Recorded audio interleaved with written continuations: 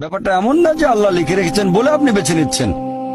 যেহেতু আপনি এটাই বেছে নেবেন, তাই আল্লাহ আগে লিখে রেখেছেন। এখানে পছন্দ আপনার, তবে আল্লাহ আপনার পছন্দ জানেন। যেমন ধরেন একটা রাস্তার মোড়ে আসলেন, সামনে 5টা রাস্তা, রোড নাম্বার 1, 2, 3, 4, 5। এখানে পছন্দ আপনার, বেছে নিতে পারেন রোড নাম্বার 1, 2, 3, 4, 5।